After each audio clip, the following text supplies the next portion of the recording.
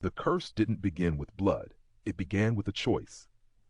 Long before the name Atreus was spoken in whispers, before it became a warning passed from parent to child, a king made a decision that should never have been made, and the gods listened. Atreus, ruler of Mycenae, loved power more than mercy. When his brother Thyestes betrayed him, stealing his throne and his wife, Atreus did not seek justice. He sought vengeance that would echo. He welcomed Thyestes home with smiles, feasting halls filled with laughter, and a table heavy with meat. Only after the meal was done did Atreus reveal the truth. Thyestes had eaten his own sons. Their hands and heads were brought out like trophies, and in that moment, something ancient and dark fastened itself to the family's name. The curse was awake. It passed quietly, patiently, from father to son. Years later, Agamemnon, Atreus's heir, stood on the shore at Aulis. The winds refused to blow. His army waited. The Trojan War demanded blood, and the gods demanded payment. To lead his men to glory, Agamemnon sacrificed his own daughter, Iphigenia. Her cry cut through the air, and the sea finally stirred. Victory came, but so did the curse, tightening its grip. At home, Clytemnestra waited. She waited through years of absence, through grief that rotted into rage.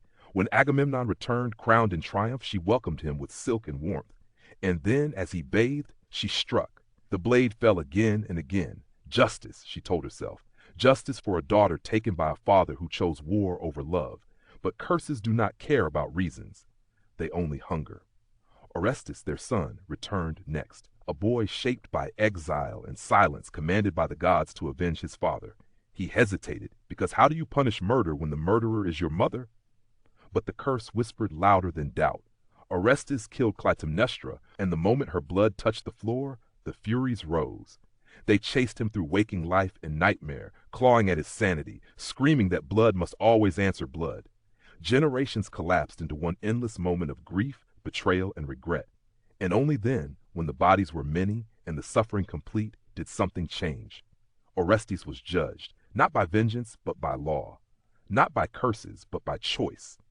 The gods allowed the cycle to end. The house of Atreus teaches us this. Evil does not arrive roaring.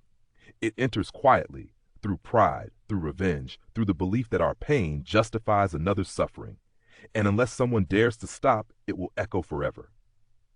If this story moved you, please like, share, subscribe, and leave a comment. Your support helps the channel grow and keeps these stories alive.